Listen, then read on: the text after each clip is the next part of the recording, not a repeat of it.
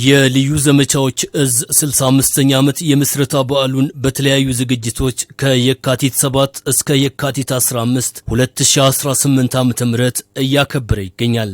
በ1953 ዓ.ም እስራኤል ሀገር ሰልጥነው በመጡ አንድ ሻምበል የአየር ወለድ ሰራዊት አባላት በመቋቋም በየጊዜው አደረጃጀቱን እያዘመነ ዛሬ ላይ አስተማማኝ ቁመናና ዝግጅት ላይ እንደሚገኝ የልዩ ዘመቻዎች እዝ ዋና አዛዥ ሌተናል ጀነራል ሹማ አብደታ ገልጸዋል።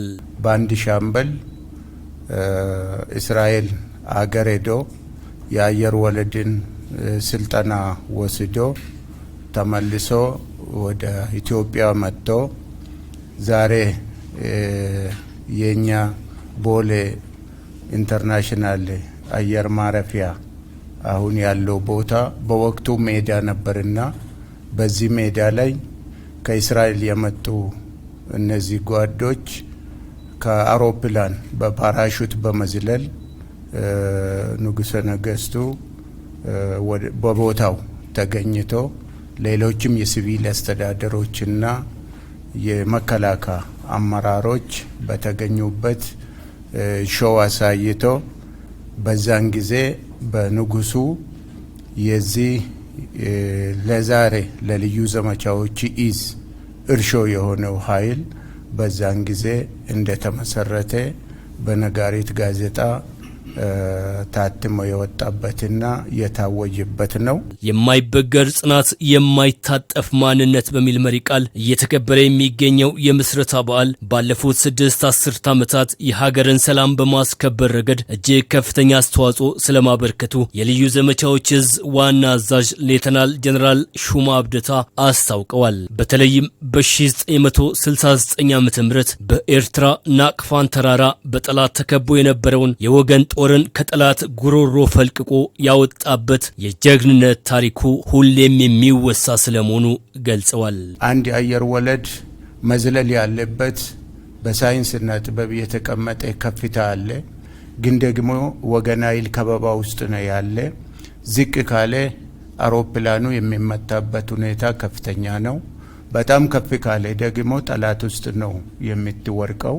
ግን ይህንን ሁሉ ተቋቁሞ በወቅቱ የነበሩ እነ ጄኔራል ተስፋዬና ሌሎች ጓዶቹ ሪስክ ወስዶ ከማይፈቀድ ከፍታ ዘሎ ወገን ደራሽ ሆኖ ከከበባ ያወጡበትና ሁኔታ ቀያሪ ነው የምንለው እነዚህ ሁኔታዎችን በማየት ነው።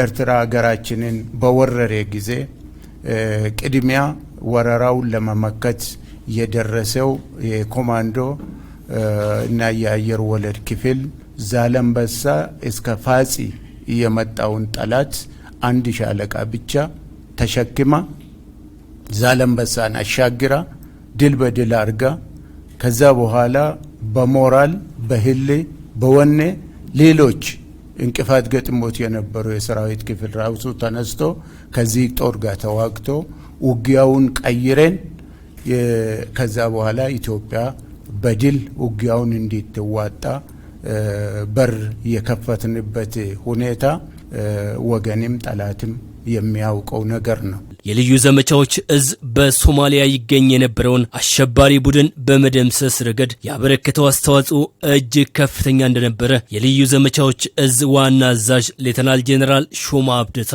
ገልጸዋል። አልሸባብ እንደገና ተደራጅቶ እዛ የነበሩ የኛን የእግረኛ ክፍለ ጦሮቻችንን ከቦ የምንንቀሳቀስበትን መንገድ በሙሉ በግሬደር ቆርጦ ሰው ወገን መድረስ እንዳይችል አድርጎ በኮንፊደንስ ውጊያ የጀመረበት ሁኔታ ሲገጥመን ኮማንዶ ኃይላችን እዚህ ነው የነበረው። ኢትዮጵያ ውስጥ ኦሬዲ አስረክበን ወጥተናል።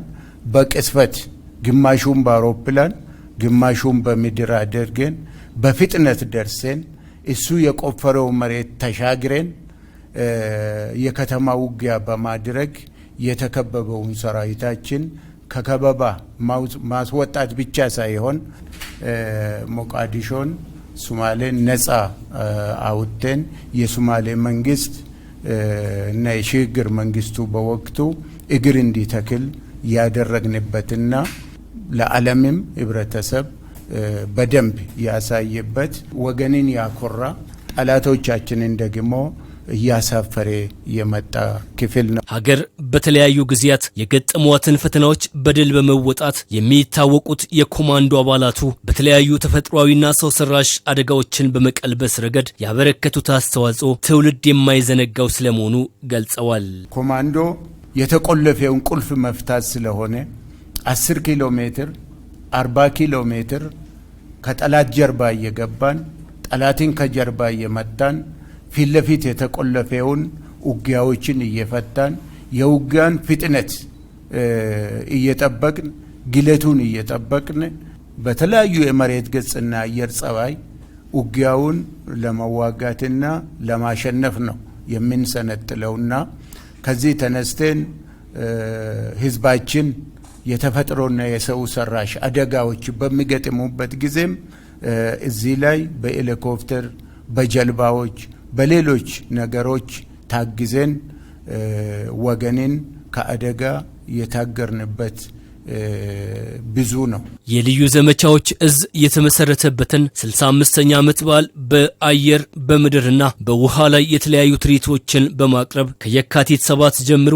እስከ የካቲት 15 በሐዋሳ ከተማ በተለያዩ ዝግጅቶች እየተከበረ ስለመሆኑ የልዩ ዘመቻዎች እዝ ዋና አዛዥ ሌተናል ጄኔራል ሹማ አብደታ በመግለጫቸው አመላክተዋል። ቅዳሜ በ14 ከጠዋት ጀምሮ ቀን ሙሉ እስካሁን የክፍሉ አቅሞች ምን ደረጃ ላይ ነው ያለ የሚለው በተፈጥሮ እና ሰው ሰራሽ መሰናክሎች ላይ የምናሳያቸው ገለጻዎች አሉ።